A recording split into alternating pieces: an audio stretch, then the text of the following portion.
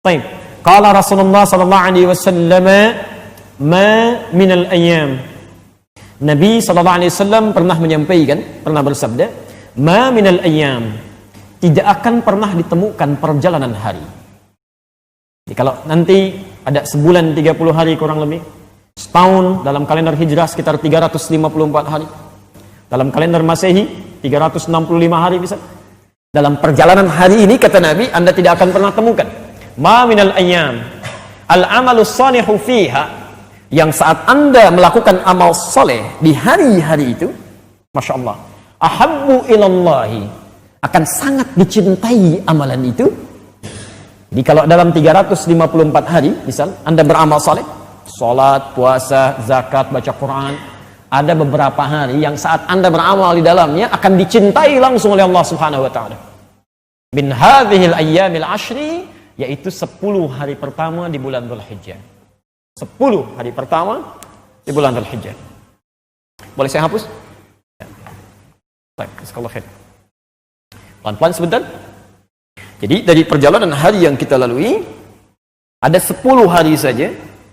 Saat Anda beramal di hari itu, maka cinta Allah langsung dilekatkan pada Anda yang mengamalkan. Nanti kita ambil teori dalam Quran, apa bedanya amalan yang dicintai oleh Allah dengan amalan yang tidak dicintai. Berapa hari tadi? 10 hari saja. Bulan apa?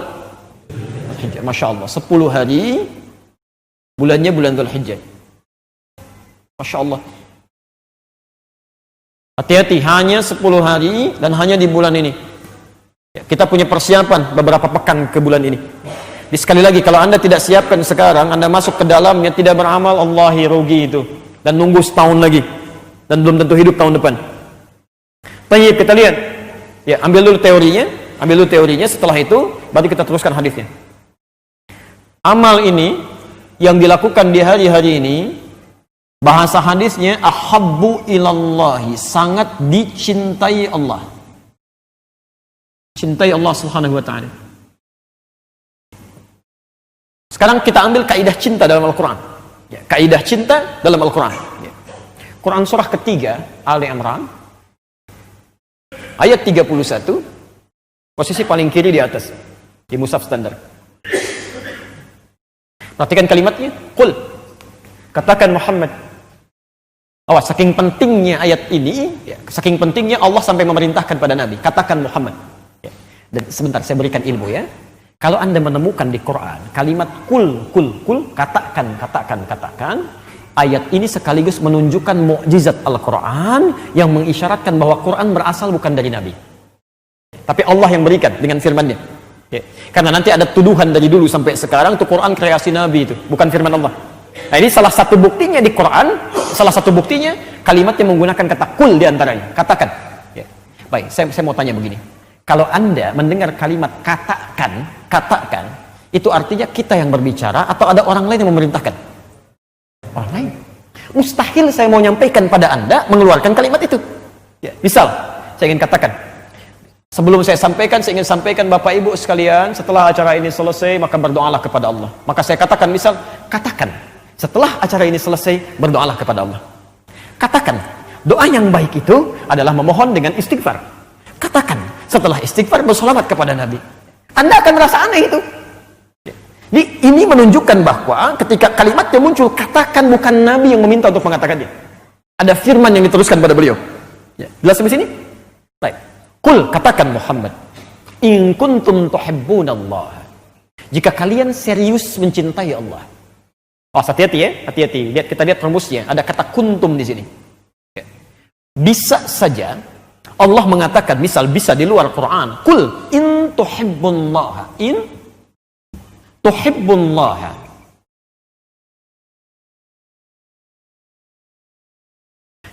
Tapi kemudian ada kalimat kuntum di tengahnya antara in dengan tuhibbu. Itu berbeda. Berbeda makna. Jika disebutkan in tuhibbullaha, jika kalian mencintai Allah, maka cinta itu cinta standar, umum saja. Semua orang merasakan cinta. Buktinya gampang. Saya mau tanya Anda yang ada di sini, cinta pada Allah? Nah, saya ulang, cinta dengan Allah? Semua cinta, tapi tidak semua yang mengatakan cinta serius dengan cintanya. Biasanya orang yang cinta pada objek yang dicintai itu cepat merespon ketika dia meminta. Ya. Bahkan Masya Allah, sebelum diminta udah siap-siap. Coba ketika cinta muncul itu, ketika cinta muncul sesama makhluk saja, janjian jam 7, datang jam berapa? Masya Allah. Antum punya janji nih dengan Allah nih, subuh janjian jam 4.45. Janjian 4.45. Kalau dia benar-benar cinta dengan Allah, Masya Allah, sebelum dipanggil udah bangun. Jam 3 dia sudah siap-siap. Itu orang cinta. Itu orang cinta. Ya. Masya Allah. Jadi kalau antum cuma bangun jam 4.45 itu standar cintanya. Cinta standar. Cinta standar. Ya. Anda punya jam kerja, sering saya sampaikan ini. Jam kerja Anda dimulai jam 8. Anda datang jam 8, itu standar. Kalau Anda datang jam 7 itu hebat. Ya. Yang paling bermasalah adalah orang mengatakan, saya cinta Allah, saya sayang Allah. Dipanggil jam 4.45, dia baru bangun jam 5.44. Masya Allah. Dan masih mengatakan di lisannya saya cinta Allah. Masya Allah. Ada sesuatu yang keliru. Karena itu bahasa Qur'annya langsung diungkapkan kalimatnya. Allah nggak butuh cinta standar. Nggak butuh. Yang Allah ingin dengar dari kita, yang ingin lihat, in kuntum. Kalau Anda mendapati kata kuntum di sini, maka ini menunjukkan keseriusan, kesungguhan. Mari kita lihat sebentar. In kuntum tuhibbunallah. Jika Anda serius mencintai Allah, in kuntum tuhibbunallah, maka buktikan itu semua dengan fattabi'uni. Ikuti Nabi. Ya, ikuti Nabi. Ikuti saya, kata Nabi. Ya. Mengikuti Rasulullah sallallahu alaihi wasallam. Ya. Jadi kalau Anda ingin dicintai oleh Allah, sederhana. Ikuti Nabi. Ya. Bagaimana cara mengikutinya? Diatur lagi, jangan semau kita. Ya. Awas, ingat, jangan sependapat kita, tapi kita harus lihat bagaimana Quran membimbing kita untuk mengikuti Nabi. Ya. Karena Quran dengan firman Allah menugaskan Nabi diangkat menjadi Rasul, dengan itu pula memberikan petunjuk kepada kita bagaimana cara kita mengikutinya. Ya. Quran surah 59 Al-Hasyr, di akhir ayat ke-7, posisi paling kanan di pertengahan. Perhatikan kalimatnya. Wa ma atakumur rasulu fakhudhu. Wa ma atakumur rasul, dan semua yang dibawa oleh Nabi. Ya. Dan segala yang dibawa oleh Rasul, yang dituntun oleh Rasul, fakhudhu, cepat ambil. Ambil, ikuti. Ya. Jadi jangan setengah-setengah. Mohon maaf keliru kalau ada yang mengatakan misalnya mohon maaf ya, salatnya seperti Nabi, bagus sifat salatnya, tapi lisannya jauh dari lisan Nabi. Celah orang sana sini, mengumpat orang, gosip dan sebagainya, dusta, itu bukan mengikuti sunnah Nabi. Ya, maaf, puasanya bagus seperti sifat puasa Nabi. Ya, tapi kehidupannya jauh dari kehidupan Nabi. Langkahnya bukan langkah Nabi. Telinganya bukan telinga Nabi. Lisannya bukan lisan Nabi. Pandangannya bukan pandangan Nabi. Ya, semua dipandang, semua didengar, semua dilakukan. Itu tidak tepat. Maka dari bangun sampai dengan kita tidur kembali, coba lihat apa yang dibawa oleh Rasulullah SAW. Poin kita bukan ini. Yang mau kita bahas persamaannya, yuhibbukumullah. Orang-orang yang bisa mengikuti tuntunan Rasulullah, maka Allah akan cintai dia. Ini kaidah cinta di sini. Ya, kita sambungkan ke sini ya. Amalan yang dicintai oleh Allah. Sekarang Allah akan cintai dia, cinta Allah. Sekarang perhatikan persamaannya, fokus, perhatikan persamaannya. Kalau Allah sudah mencintai seseorang, maka apa yang diberikan pada orang itu, perhatikan, apa yang diberikan pada orang itu saat dia mulai beramal. Masya Allah. Wa yaghfir lakum dzunubakum. Kalau cinta Allah sudah diberikan, maka pertama kali yang Allah berikan pada orang itu mengampuni semua dosanya. Ampunan dari semua dosa. Allahu Akbar. Boleh bertanya di antara kita yang tidak punya dosa, boleh angkat tangan? Kalau saya tanyakan ini tidak ada. Yang sedikit barangkali, coba. Yang banyak? Tuh, nggak banyak yang ngacung karena saking banyak ya kan? Saking banyak ya. Dosa mata saja berapa? Sering saya ungkapkan tuh dari bangun tidur sampai dengan sekarang. Sudah berapa jam itu mata kita melihat? Berapa kali salahnya? Ya, sering saya katakan fungsi mata bukan melihat, tapi melihat yang baik-baik. Ya. Kalau cuma melihat, hewan juga melihat dan hewan tidak dihisab. Tak ada dihisab. Ya, ya Allah kami melihat. Itu kambing juga melihat. Kenapa kambing tidak dihisab? Ya, karena kambing punya tugas yang beda dengan mata kita. Mata kita, kata Quran, lihat yang baik-baik. Quran surah ke-24 ayat 30 itu. Ya, alhamdulillah. Wa qul lil mu'minina yaghuddu min absarihim. Katakan pada pria-pria beriman, alhamdulillah. Ya, katakan pada pria-pria beriman, lihat yang baik-baik. Tak mampu melihat yang baik, palingkan. Coba cek sampai dengan malam ini, berapa kali mata kita salah? Salah lihat. Ya, salah lihat televisi, salah lihat iklan, salah lihat di jalan, sampai mau datang ke masjid pun mungkin bisa salah. Ya. Saya tadi siang sampai mengatakan, sekarang ini banyak sekali godaan-godaan yang tidak mudah. Anda lihat handphone aja bisa keliru. Ada iklan mobil gitu kan, yang tampil perempuan di sampingnya, tulisannya DP 3 juta, yang di DP siapa? Ya? Dan keliru lihat. Coba nih antum yang laki-laki nih, sering saya tanyakan ini. Anda lihat iklan shampoo, yang dilihat shampoo-nya apa orangnya? Tapi ibu juga begitu. Ya. Nah, jadi kalau Allah sudah cintai seseorang, itu semua dosa habis. Gugur, selesai. Nah, yang paling menarik, tidak semua waktu bisa kita mendapatkan cinta Allah sehingga bisa mengampuni dosa kita. Ya, belum tentu. Anda harus serius dulu. Tapi 10 hari Dzulhijjah, pertama kali Dzulhijjah, 10 hari, semua amalannya sepanjang kita ikhlas dicintai oleh Allah Subhanahu wa taala. Maka keutamaan pertama 10 hari Dzulhijjah itu, pertama, bisa menghadirkan ampunan Allah Subhanahu wa taala yang mengampuni semua dosa. Ini poinnya. Ampunan dosa. Masya Allah, dikasih Ramadan 30 hari, dosa belum terampuni. Dikasih Dzulhijjah 10 hari pertama, nggak terampuni juga. Anda butuh berapa waktu lagi untuk diampuni? Kemarin dikasih kesempatan 30 hari, Ramadan, Masya Allah, banyak lagi. Biasa cuma 29 hari, dikasih 30 hari. Belum terampuni juga. Sekarang dikasih kesempatan lagi di 10 hari ini. Semua amal dicintai, dosa akan diampuni. Belum digunakan juga. Anda butuh waktu berapa lama lagi? Jelas ya? Nah, jadi nanti ketika kita mendapati hari-hari ini, jangan sia-siakan karena ada peluang dosa kita diampuni keseluruhannya. Jelas sampai sini? Ini poin yang pertama. Yang kedua, bagaimana tingkat cinta Allah kepada kita? Bagaimana tingkat cinta Allah kepada kita? Kita lihat nanti. Pelan-pelan. Teruskan hadisnya. Sementara sahabat ingin mengklarifikasi, bertanya pada Rasulullah, seperti apa nih tingkat cinta Allah ini? Ya.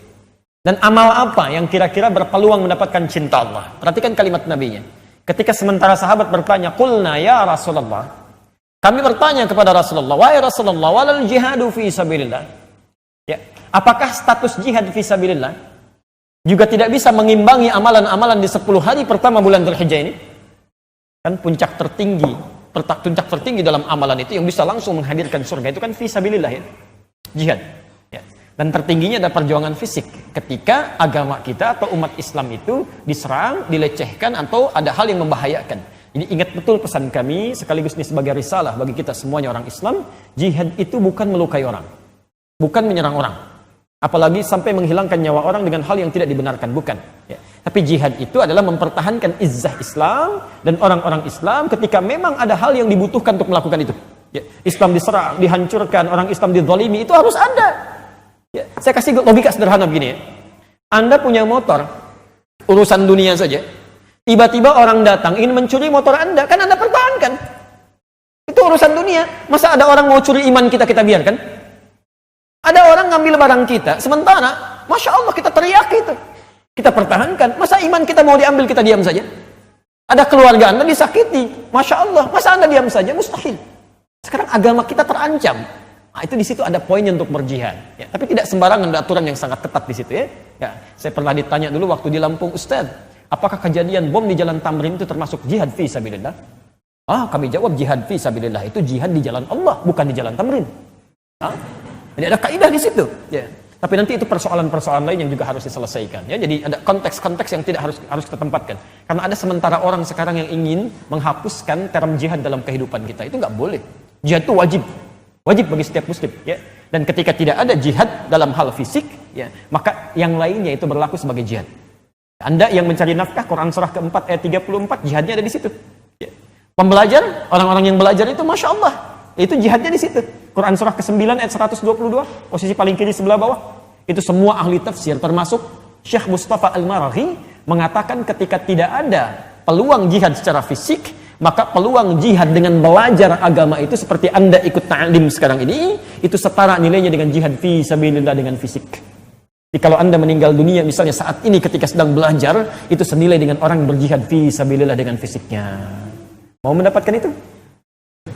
Mudah-mudahan dikabulkan ya, insyaallah. Baik. Satu waktu, kalau bisa jangan dulu sekarang ya, nanti setelah tanggal 10. Baik, lihat sini, fokus. Walal jihadu fi sabilillah. Ya Rasulullah, bagaimana status jihad fi sabilillah? Apa enggak bisa menandingi? Perhatikan kalimatnya. Masya Allah. Walal jihadu fi sabilillah, bahkan jihad fi sabilillah tidak bisa menandingi keutamaan amalan ini. Tidak bisa menandingi. Itu saking dahsyatnya amalan di sini. Ya, maaf, belum selesai hadisnya. Illa, kecuali ada satu aja. Maaf, satu saja amalan. Yang ini tidak bisa ditandingi oleh amalan apapun. Oleh amalan apapun. Illa rajulun, kecuali seseorang yang kharaja bimalihi wa nafsihi, yang keluar berjuang dengan hartanya atau dengan dirinya.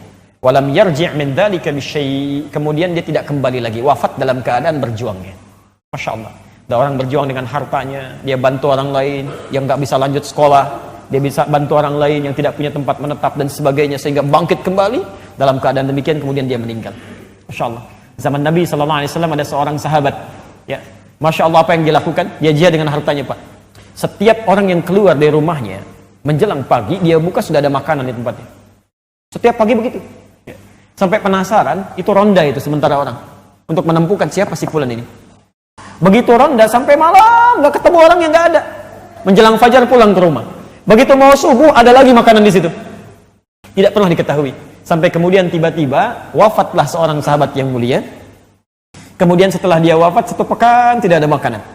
2 pekan tidak ada makanan. 1 bulan tidak ada makanan. Setelah tidak ada makanan sama sekali dalam waktu 2 bulan, barulah mereka menyadari bahwa orang yang wafat itulah orang yang selama ini bersedekah. Sahabat mulia, kemudian berjuang dengan hartanya, tidak pernah ingin diketahui oleh orang lain, dan sejengkal lebih dekat ke surga, Masya Allah, dia menggunakan dirinya untuk berjihad di jalan Allah Subhanahu Wa Taala. Ada orang bukan sahabat, dititipin harta oleh Allah, ya belum sejengkal jaraknya ke surga, baru amal sedikit saja sudah pamer. Bikin spanduk dari Sabang sampai Merauke, mengantarkan ini bagian dari amal kehidupannya. Itu ada sesuatu yang harus perbaiki, ya. Atau dia berjuang dengan dirinya, ya, termasuk orang-orang yang menyampaikan ilmu, orang tuanya dan sebagainya. Kemudian dia wafat dalam keadaan sedang berjuang, maka itu termasuk dalam amalan yang tinggi sifatnya. Tayyib, kesimpulan dari hadis ini, saat memasuki 10 pertama Dzulhijjah, Nabi menyebutkan ada peluang kita beramal soleh yang berpotensi menghadirkan ampunan, dan amalan ini berpotensi dicintai oleh Allah Subhanahu Wa Taala. Yang paling menarik, amalnya tidak dirinci oleh Nabi. Sepanjang tidak dirinci, maka kaidah menyebutkan amal ini berlaku umum. Sepanjang dia bernama amal soleh, ya, sepanjang dia bernama amal soleh. Apakah salat amal soleh? Amal soleh, amal soleh. Ya. Lihat kalimatnya, setiap di Quran ada kalimat iman itu seringkali bersanding dengan amal soleh. Wal 'asr innal insana lafi illal ladzina wa, apa saja jenisnya. Kalimat iman pertama bersanding dengan salat. Al-Baqarah ayat ketiga, alladzina yu'minuna bil ghaib wa yuqimuna as-shalah. Jadi salat bagian dari amal saleh. Puasa bersanding dengan iman. Al-Baqarah 183, ya ayyuhalladzina amanu kutiba alaikumussyam. Maka silahkan Anda turunkan, rencanakan dari sekarang. Nanti kalau saya hidup 10 hari pertama Dzulhijjah, turunkan amal salehnya. Rencanakan dari sekarang. 1, salat. Masya Allah. Salat. Kalau cuma salat fardu, yang lain juga salat. Gak usah bangga. Maka keluarkan jenis-jenis salat yang dituntun oleh Nabi. Ingat kaidah tadi? Wa ma atakumur rasulu, semua yang dibawa oleh Nabi. Ingat kaidahnya? Ya, tolong fokus ya, fokus ingat kaidahnya. Jadi nanti semua yang dibawa oleh Nabi, salat apa saja keluarkan sekarang, mumpung masih jauh jaraknya. Ya, ada rawatib 12 rakaatnya, ada salat mutlaknya, ada macam-macamnya. Wallahi demi Allah, saya minta 9 hari sampai 10 hari aja. 10 hari aja. Keluarkan semua salat itu, tunaikan oleh kita, lakukan karena Allah. Kapan lagi gitu? Kapan lagi? Ya. Fine. Al-Quran, ya. Menghafal Quran, baca Quran, amal saleh bukan? Masya Allah, Al-Quran. Ya. Keluarkan turunannya, contoh dari Nabi, kita sudah bahas.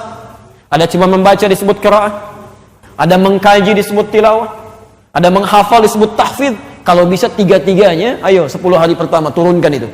Ya. Bikin waktu sekarang. Jam sekian saya membaca, jam sekian saya mulai mengkaji, jam sekian saya menghafal. Maksimalkan. 10 hari aja. Masya Allah. Untuk latihan. Masya Allah, kita teruskan dulu. Sedekah. Amal soleh? Amal soleh, sedekah. Ada infak, ada zakat, ada macam-macam. Ayo turunkan. Ya. Kalau bisa siapkan nih, ya, siapkan. Mendekati amalan-amalan di bulan ini, siapkan. Ya, coba pandai-pandai melihat ya.